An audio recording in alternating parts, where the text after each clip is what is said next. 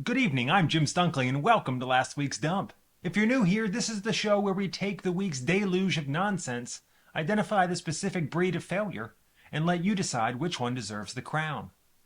Every specimen has its own unique stench, its own cleverness, and its own special way of trying to convince you it's not actually waste.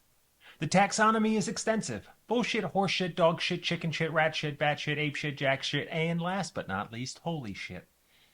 Here's how it works. I lay out the samples, you vote in the comments, then next week I'll crown a winner. But I have to warn you, I can't read, so emojis only.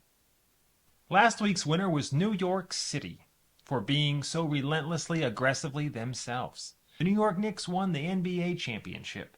It's made the rest of the country envious of their chaotic joy. Everyone thinks you can beat Jalen Brunson until you have to play Jalen Brunson. You voted it best in shit, and even if the city burns in celebrations, I bet Mamdani will clean it up.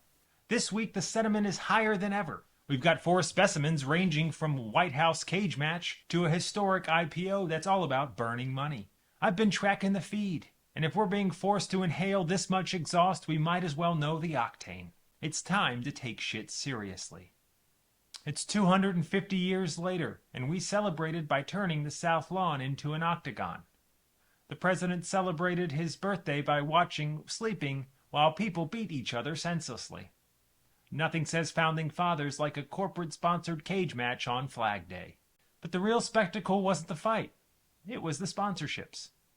Look closely at the branding plastered all over the White House, and you'll see a company called Stake. That's an offshore, unlicensed casino based in Curacao that isn't legal in a single U.S. state. And when you can't tell the difference between the United States and a UFC pay-per-view, and you're using the people's house to drive traffic to all of your son's accounts, we aren't celebrating our independence. We're watching our government auction off its own prestige to the highest bidder in the Caribbean. It's horseshit. Our next specimen didn't just break the market, it shattered the math and broke most of our brains. $600 billion in personal net worth becoming $1 trillion overnight. It is batshit. On Friday, SpaceX officially went public. It wasn't just an IPO, it was the largest stock market debut in history, raising $75 billion. The company is now valued at over $2 trillion. A massive chunk of that capital is earmarked to build an orbital computing infrastructure for his AI subsidiary. Think about it. He's literally launching servers into space because if the AI is going to take all of our jobs, it might as well do it from a low Earth orbit where we can't unplug it. The media is obsessed with fixing Elon Musk, running the usual headlines about what he could do with his magic wand, aka Scrooge McDuck amount of money. It's a nice sentiment, but it's naive and it's missing the point. We've seen what happens when Elon enters the political chat. People lose their minds, they burn his cars, and they treat him like a social pariah. Why would he ever go back to that? Why trade $1 trillion frontier to be a lightning rod in a culture war he's already been kicked out of? And the market loves him, because he's the only one who doesn't seem to blow up every one of his rockets. He's swinging the bat. We're not just funding a rocket company, we're funding the one guy crazy enough to keep the engine running while everyone else is busy shouting at each other on the ground. Our next specimen doesn't crawl into the light, it thrives in the dark, where the most important decisions on Earth are supposedly made. It's rat shit.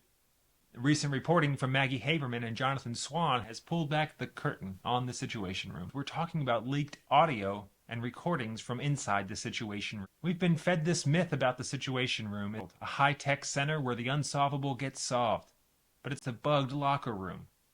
The most secure room in the world, the place where we decide the fate of nations, has become a high-tech group chat that everyone eventually gets kicked out of, all to protect the administration's freakout over Epstein. When you realize that the most sensitive conversations in the country are being recorded, leaked, and possibly weaponized to protect institutional predators, you stop looking at the White House as a center of power and start looking at it as an infestation. It's rat shit. The luster isn't just gone, it's been replaced by the sound of scurrying in the walls. Our final specimen isn't something you dig up or lock away. It's something you witness. It's the kind of thing that catches you off guard. Makes you feel, against your better judgment, that this place, America, ain't so bad. It's holy shit. We're in the middle of a World Cup cycle, and for the first time the national identity isn't coming from the White House, the response to the White House, or the stock markets. It's coming from a German guy named Freddy. He's not here for the politics, he's here for the cliches. He's hitting Waffle House at 3 a.m., eating until he hits food coma, and posting about how much he loves Ella Langley. Who doesn't?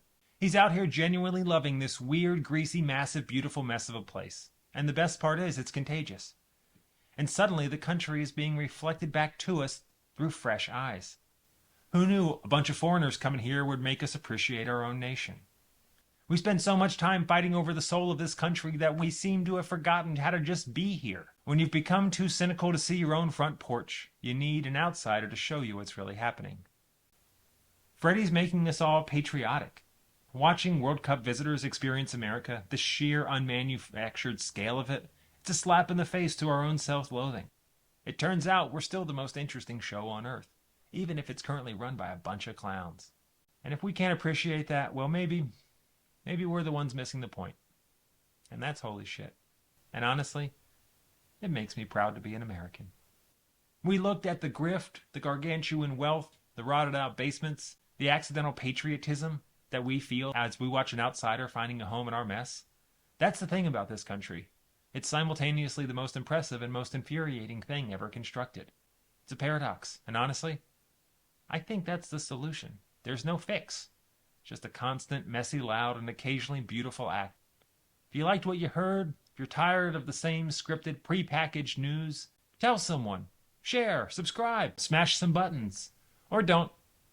We'll be here next week to sort through whatever new wreckage rolls in. Stay weird, stay curious, and watch where you step. I'm Jim Stunkley, and we'll see you next week.